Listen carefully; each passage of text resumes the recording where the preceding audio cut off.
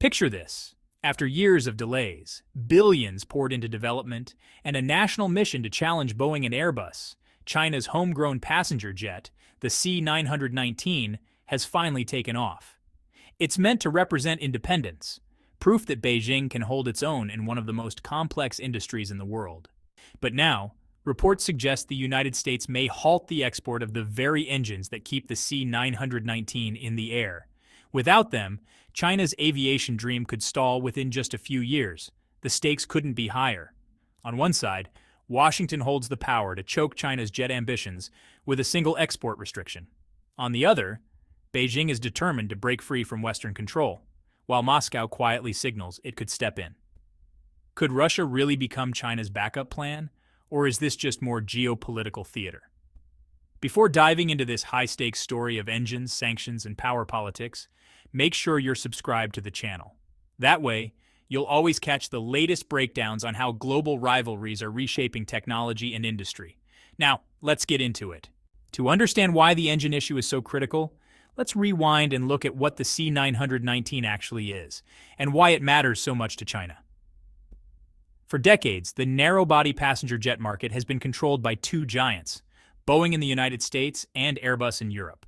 Together, they account for more than 90% of global sales.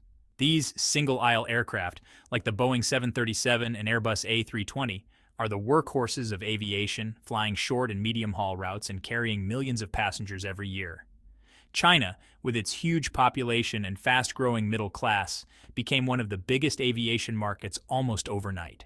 By 2035, analysts expect China will need over 8,000 new planes, valued at more than $1 trillion. For Beijing, letting foreign companies dominate such a strategic sector wasn't an option. This wasn't just about business. It was about pride, independence, and reducing reliance on the West. That's why the C919 was born. Built by state-owned Comac, it was announced in 2008 as China's answer to Boeing and Airbus. The mission sounded straightforward: design a competitive, modern single-aisle jet that could serve China's massive market and eventually compete globally. But in practice, it was anything but simple. Building a commercial jet is a different challenge altogether. Every system, from avionics to landing gear, must meet the world's toughest safety standards. Certification takes years, and reliability must be proven across thousands of test hours. For a newcomer like Comac, the hurdles were enormous. Still, China pressed forward. The first prototype rolled out in 2015, and its maiden flight took place in 2017. Progress was slow, plagued by delays, testing setbacks, and sourcing problems. Deliveries, originally promised by 2021, slipped further. When the C919 finally entered service in 2023 with China Eastern Airlines, it was a symbolic breakthrough. Beijing hailed it as proof that China could stand alongside the aerospace giants. The first routes were domestic, connecting cities like Shanghai and Chengdu.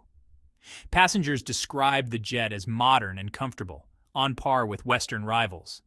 By mid-2024, the plane had logged thousands of flight hours and carried over 100,000 passengers. Comac boasted a backlog of more than 1,000 orders, mostly from Chinese carriers. But here's the problem. The C919 isn't truly made in China. Its most crucial part, the engine, is sourced from the West. The jet depends on the LEAP-1C, an advanced turbofan developed by CFM International, a GE Safran joint venture. These engines also power Boeing's 737 MAX and Airbus's A320neo. No LEAP-1C means no C919. Comac can build the airframe, design interiors, and integrate systems, but without engines, the aircraft can't leave the ground. Every engine is subject to export approval, meaning the U.S. can block supply at any time. And it's not just the engines. Much of the C919's avionics, flight controls, and systems come from Western suppliers: Rockwell Collins, Honeywell, Parker Aerospace, Liebherr, and others. Analysts estimate that up to 60% of the jet's components are foreign-made. That makes the C919 extremely vulnerable. Rising U.S.-China tensions mean Washington could easily weaponize aviation exports. And Beijing knows this, which is why it's been pouring billions into developing homegrown alternatives. But designing a world-class turbofan engine is among the hardest engineering feats out there. Even Russia, with decades of aerospace know-how, still struggles to match Western efficiency and reliability. For now, The C919's reliance on GE and Safran is its Achilles heel. That's why the latest reports of a possible U.S. suspension of engine supplies have rattled China's aviation industry. If the flow is cut off, the program could grind to a halt. But why would Washington make such a move? To answer that, we need to zoom out to the bigger U.S.-China rivalry. On the surface, the C919 is just another plane. But in reality, it sits at the crossroads of global power competition. For Washington, controlling aerospace technology is a strategic advantage. American companies dominate supply chains, and export licenses give the U.S. tremendous leverage. And this isn't theoretical. It's been used before. Back in 2020, the U.S. briefly considered blocking GE from selling LEAP-1C engines to Comac, citing fears it would erode America's edge.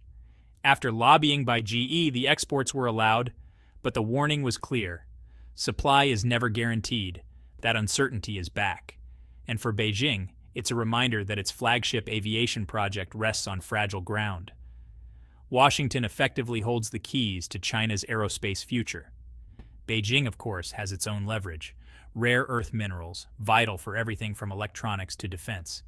China controls most of global processing and has shown before that it's willing to threaten restrictions when pushed. The result is a high-stakes standoff. The U.S. can restrict aviation technology, while China can squeeze critical resources. This tug-of-war makes the C919 more than just an aircraft. It's a symbol of national power. For Beijing, it's about proving it can compete with Boeing and Airbus. For Washington, it's about slowing a challenger's rise. That's why U.S. officials are wary of continuing engine sales indefinitely. Every delivery gives China valuable experience and accelerates its learning curve. Meanwhile, Beijing is racing to develop its own solution, the CJ1000A engine. But here's where Russia enters the picture. With Moscow cut off from Western markets, offering its PD-14 engines to China could, deepen ties and undercut U.S. influence. The question is, can Russian technology actually fill the gap? If Washington really cuts engine exports, Comac would face disaster in the short term.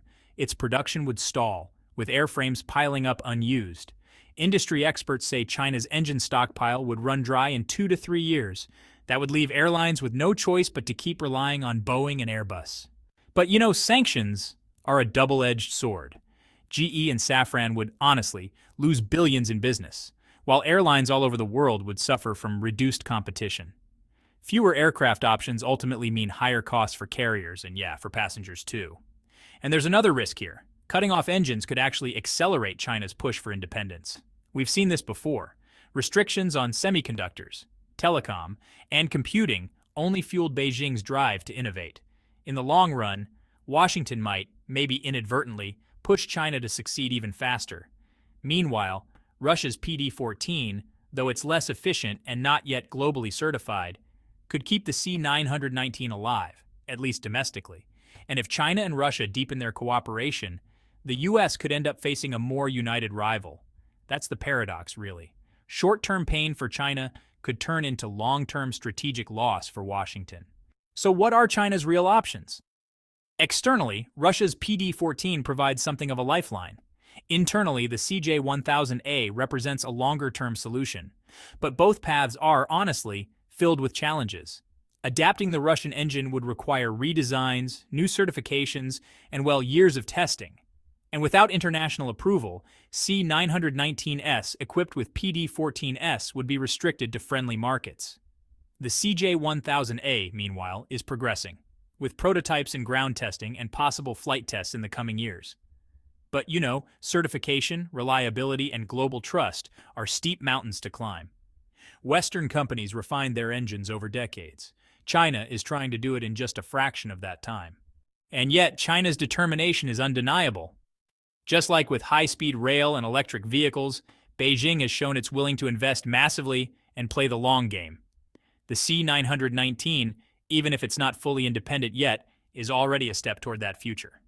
The truth is this: Russia's PD-14 could keep things afloat in the short term. The CJ1000A could unlock independence in the long term. But for now, China remains exposed. This isn't a quick story of triumph or defeat. It's a long, grinding race. The U.S. holds the upper hand today, But China is playing for tomorrow. And that's why this aviation showdown is just so compelling. It's about more than who builds the better plane. It's about patience, strategy, and who controls the skies in decades to come. If you want to keep following this evolving battle, where politics, technology, and global power collide, don't forget to subscribe. This story is just beginning, and the next chapter will be even more dramatic. Thanks for watching. If you found this breakdown useful, consider subscribing for more. Until next time, stay inspired.